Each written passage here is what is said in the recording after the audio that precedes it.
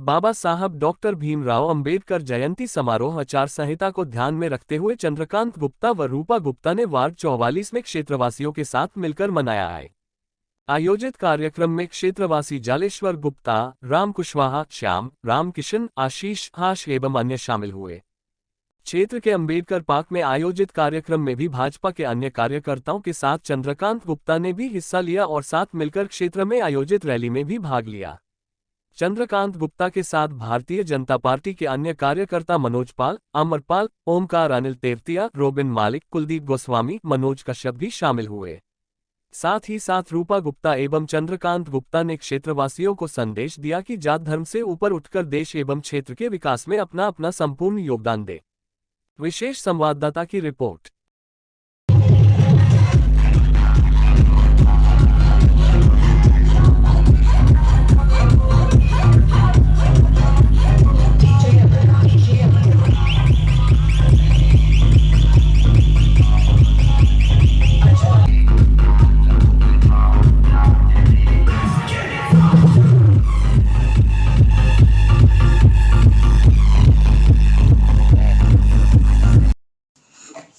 नमस्कार, मैं रूपा गुप्ता आप सभी क्षेत्रवासियों को बाबा भीमराव साहब अंबेडकर जी की जयंती की हार्दिक बधाइयाँ देती हूँ। साथ ही यह बतलाना चाहती हूँ कि भीमराव अंबेडकर जी का जन्म 14 अप्रैल 1891 ईस्वी को हुआ था। वे दलित वर्ग से थे। उस वक्त दलितों के हाथ का कोई पानी भी नहीं पीता था। बाबा भीमराव अंबेडकर जी को पढ़ने का काफ़ी शौक था।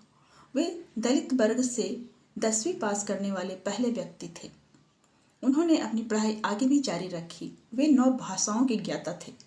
उन्होंने 32 डिग्रियां हासिल की थी। जब हमारा भारत आज़ाद हुआ तब महात्मा गांधी जी ने संविधान बनाने के लिए भीमराव अंबेडकर जी का ही नाम आगे किया। वे भारत के प्रथम कानून मंत्री बने। बाबा भीमराव अंबेडकर जी दलित वर्ग से थे। उन्हें पता था कि समाज में सभी के लिए नियम समान नहीं हैं।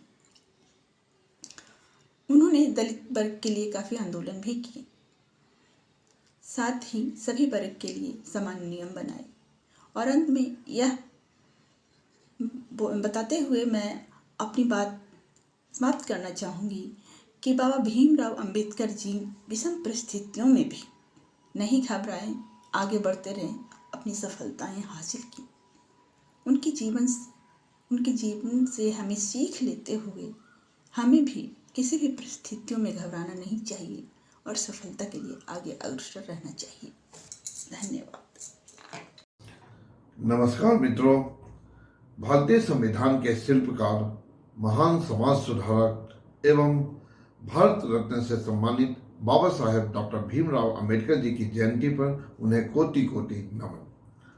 दोस्तों, डॉक्टर भीमराव अंबेडकर जी का जन्म मध्य प्रदेश के महू के महार जाति में हुआ था। वह एक दलित जाति थी। दलित जाति में जन्म लेने के कारण इन्हें जन्म से ही काफ़ी ज़्यादा कठिनाइयों का सामना करना पड़ा।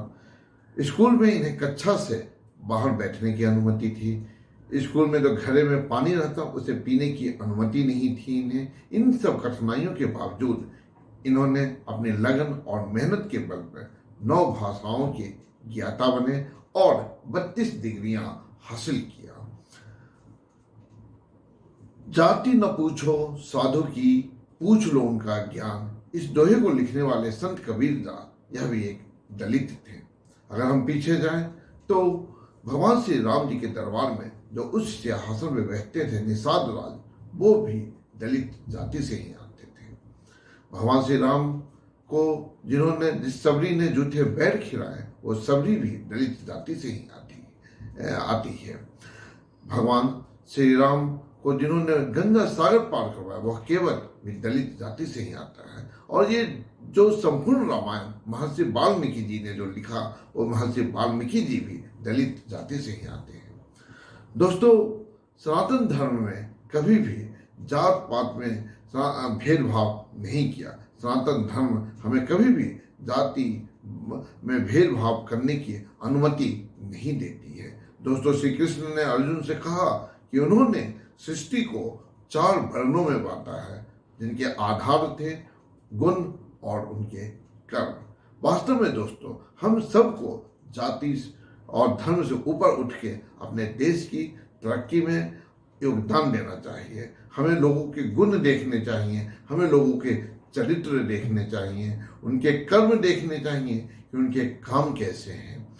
हमें सही लोगों के साथ रहने चाहिए, सही लोगों के साथ हम सबको आगे बढ़ना चाहिए। तो जात और धर्म से हम सब लोग ऊपर उठें और तभी हम अपने देश और अपने क्षेत्र की तरक्की कर पाएंगे। आप सभी का धन्यवाद।